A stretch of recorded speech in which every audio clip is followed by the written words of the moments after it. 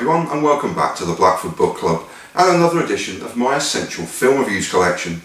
And I bring you my rambling musings on the 2021 film The French Dispatch, directed by Wes Anderson. As a fan of nearly 25 years since Rushmore blew my mind in 1998, and an obsessive for a decade after the release of Moonrise Kingdom in 2012, I've been rather excited to get my first glimpse of Wes Anderson's new film. I truly obsess over seemingly every frame of Wes's films, and have long adored the quirky, offbeat comedies of the aforementioned Rushmore, or the more awkward and squirming nature, as well as the immense comedic quotas in the Royal Tenenbaums, the Life Aquatic with Steve Zissou, and the Darjeeling Limited.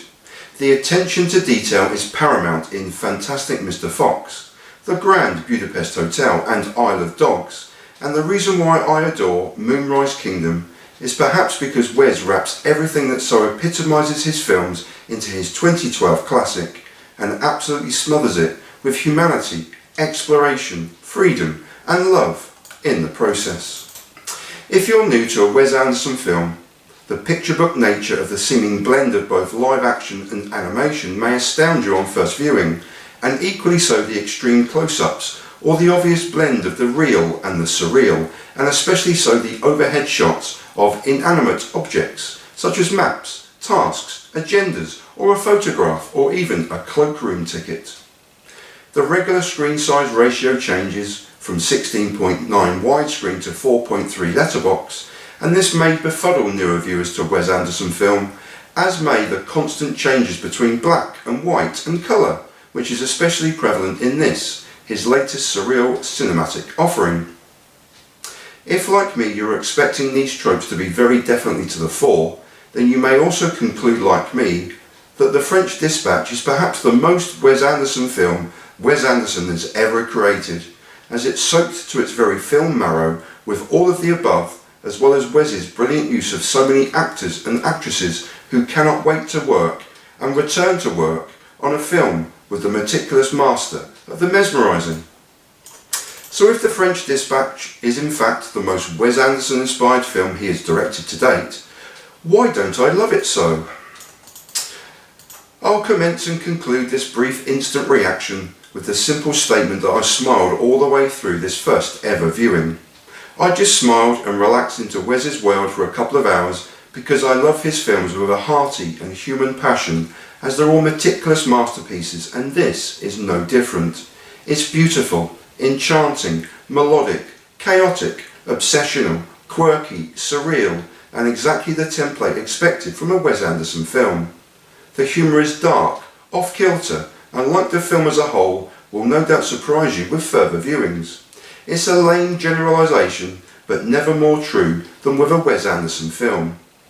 The first viewing kaleidoscope of screen ratio changes and colour changes, surreal, almost picture book settings infused with the most strangest of characters, and a narrative played out against the backdrop of a continuing narration from the main characters, oblique angles, moving cameras, overhead shots, extreme close-ups and title cards with on-screen text, was never more effective than in the first of his 3 main chapters. There are actually 5, but the introduction of the film, together with its first main chapter, is so quintessentially Wes Anderson, and despite smiling throughout the remaining 2 main chapters, they still left me more than a little bemused and more than a little cold. The film is ostensibly the culmination of the final issue of the titular French Dispatch, a magazine written in the French town of Ennui-sur-Blasey, and from here we find a continuance of the strangest character creations to appear in a Wes Anderson film, and the returning stars who do so time and again for the great master. Bill Murray returns here as Arthur Howitzer Jr., the magazine's editor and far away, lost in his own thoughts and perhaps quietly ennui-laden too. Owen Wilson is immediately introduced as Herbesant Sazerac, a cycling reporter giving us both a surreal journey around the town as well as the first of 2 minor articles for the magazine's final publication. The first major article, entitled The Concrete Masterpiece, follows, and it's the film's true standout highlight. Léa Seydoux returns here as Simone, a prison officer at the local prison for the criminally insane, and a muse for Moses Rosenthaler, a convicted murderer, an abstract painter and artist. Bucking the trend of returnees in star roles, it's a wonderful and perfectly befitting, quirky performance from first-timer Benicio del Toro as the convicted murderer that immediately stood out for me. Spoilers won't allow for the revealing of the nature of the relationship between Simone and Moses, but it's the film's beating heart and the perfect encapsulation of the best twisted story presented here of the three. Tilda Swinton is another returnee to a Wes Anderson film as J.K.L. Berenson, who delivers a lecture on the life and times of the lovelorn artist Moses in a lofty, air of entitlement way that was as purposeful as it was deliberate, but it grated on me almost immediately. From here on in, despite surreal characters such as storytelling journalists, revolutionaries, police commissioners and young student idealists amongst many, many more, and brought to the screen by Frances McDormand, Adrian Brody, Timothée Chalamet, Jeffrey Wright, Matthew Ulmerich, and a huge cast of first-time collaborators or returnees, I continued to smile throughout a film I wasn't particularly enjoying anymore. Perhaps the first chapter was so perfect that everything that came after it simply couldn't live up to the highest of bars that had already been set. Frances McDormand was superb in Act 2, Revisions to a Manifesto, and Jeffrey Wright similarly in the last act, and I was still smiling.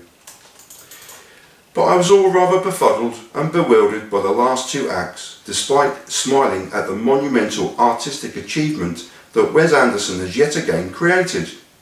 I'll like it far more on a second and third viewing, and these viewings will be had as I adore the films of Wes Anderson on a par with my favourite contemporary filmmakers, the Coen brothers, Quentin Tarantino, Christopher Nolan, Tim Burton and Wes's namesake, Paul Thomas Anderson.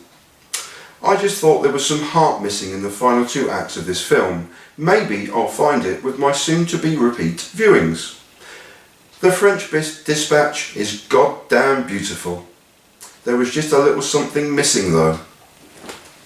And that was The French Dispatch from 2021, directed by Wes Anderson, and I have watched it many times since, and much like Asteroid City from this year, I've liked it more and more and more the more times I've watched it.